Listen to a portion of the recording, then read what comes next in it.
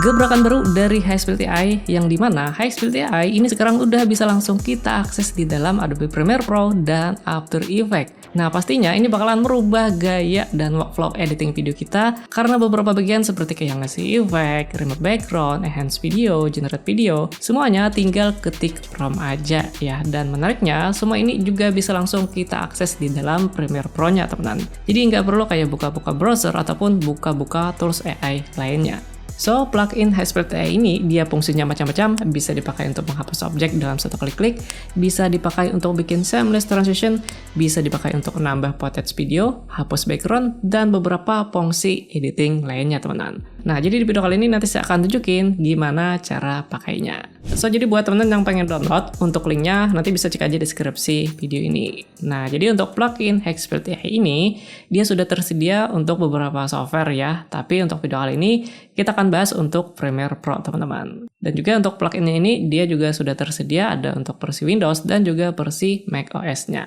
Dan pastikan di sini untuk Adobe Premiere Pro ataupun After Effects kalian minimal versi 2024 ke atas teman-teman. Untuk versi macOS ini kalau misalkan kalian pengen install nanti tinggal di download dan tinggal install aja. Nah, terkhusus untuk versi Windows ini cara installnya ini agak sedikit berbeda ya. Jadi di sini kalian mesti download dulu GXP installer, untuk linknya ada di deskripsi. Nah, kalau sudah, nanti file pluginnya ini tinggal kita tarik aja ke dalam GXP installernya teman-teman. Nah, terus tinggal diinstal aja.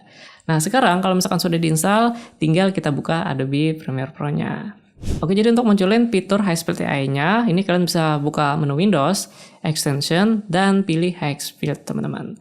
Nah, maka sekarang panel plugin High-Speed AI-nya ini udah tampil. Nah, pertama-tama pastikan di sini kalian login dulu ya pakai akun High-Speed kalian. Kalau sudah, sekarang pluginnya udah bisa kita pakai. Di bagian sini ini adalah kumpulan gambar ataupun video yang sebelumnya pernah kita generate. Dan di bawahnya ini adalah kumpulan fitur utamanya ya, seperti kayak draw to video, edit video, remove background, dan yang lainnya. Nah, pertama di sini kita akan mulai dari fitur draw to edit teman-teman. Nah, jadi ini nanti bisa dipakai misalkan kayak untuk hapus objek, nambah elemen, dan editing lainnya ya. Jadi caranya nanti cukup coret aja pada area yang kita inginkan teman-teman. Terus kita masukin prompt atau detailnya. Ya, misalkan ubah pohon yang ada di sini jadi pohon sakura. Nah, setelah itu tinggal kita generate teman-teman. Nah, hasilnya semua pohon yang ada di sini sekarang sudah berubah jadi pohon sakura, teman-teman.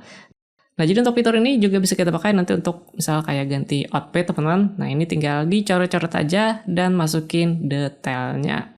Nah, maka sekarang di sini outfit pada video kita udah otomatis terganti, teman-teman. Nah, bisa juga ini dipakai untuk ngasih visual efek ya pada video. Contoh di sini kita akan coba kasih efek meteor jatuh di detik kedua, teman-teman. Nah, sekarang hasilnya seperti ini ya. Simple banget tanpa perlu pusing dan capek-capek ngedit visual efek, teman-teman.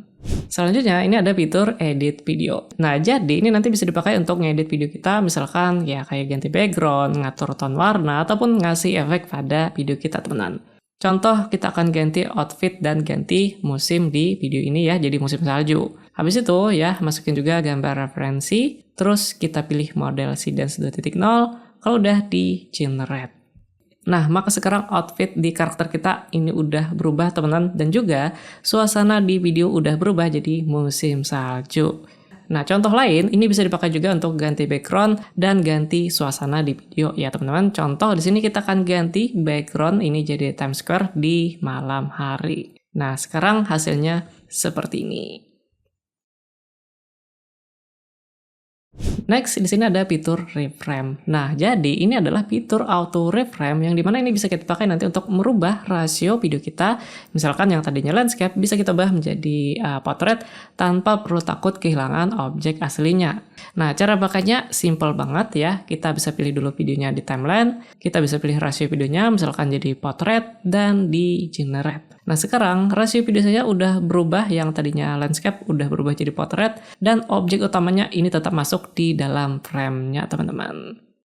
Berikutnya ini ada fitur remove background ya, sesuai namanya. Ini bisa kita pakai nanti untuk menghapus background yang ada di video kita. Nah, cara pakainya di bagian sini kita cukup tulis objek apa sih yang mau kita pertahankan.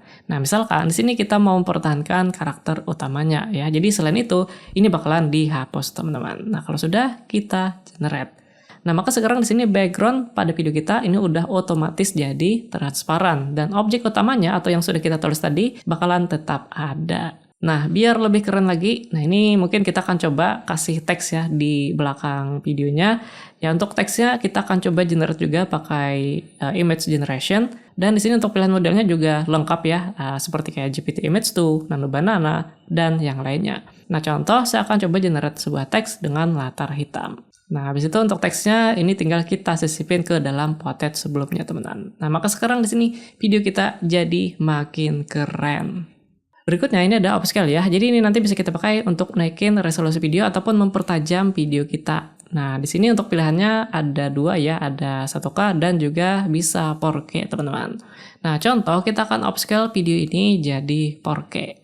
Nah, hasilnya seperti ini ya. Nah, menariknya untuk upscale di sini dia memang beneran upscale ya, teman-teman. Jadi bukan gimmick upscale seperti kayak apa ya, hanya naikin angka resolusinya ataupun cuma naikin angka pixelnya aja. Nah, jadi ini berguna ya buat teman-teman yang mungkin punya footage video yang agak kurang tajam, atau ini bisa berguna juga untuk memperbaiki hasil video AI, karena seperti yang teman-teman tahu lah ya, hasil video AI itu kan ya rata-rata sekitar 720p aja, teman-teman. Dan terakhir ini ada video generation ya. Jadi ini bisa kita pakai nanti untuk generate video, dan pilihan modelnya ini juga banyak banget, ada Grok, Kling, Seedance, View, dan yang lainnya. Nah, contoh di sini saya akan coba tambahin footage pejalan kaki di kota ya untuk melengkapi video saya. Ini tinggal kita generate aja. Nah, kalau sudah tinggal kita tarik ke timeline, teman-teman. Kesimpulannya, plugin Hasbuilt AI untuk Adobe Premiere Pro ini bakalan merubah gaya dan workflow editing video kita, karena beberapa bagian yang biasanya perlu kita edit manual ya dan butuh waktu berjam-jam juga, sekarang cukup kasih prompt, tunggu sebentar dan selesai ya, tanpa ribet dan tanpa perlu banyak mikir juga, teman-teman. Ditambah semua tadi juga bisa langsung kita akses di dalam Premiere Pro-nya ya. Jadi di sini kita nggak perlu kayak buka-buka browser ataupun buka-buka tools AI lainnya. So, kalau misalkan teman-teman tertarik untuk cobain plugin Hasbuilt untuk Adobe ini ya, linknya ada di deskripsi video ini. So, thank you banget buat teman-teman udah nonton. Kita bertemu lagi di video tutorial yang lainnya. I'm married to the game, married to the game. I'm married to the game, married to the game. I'm married to the game, married to the game.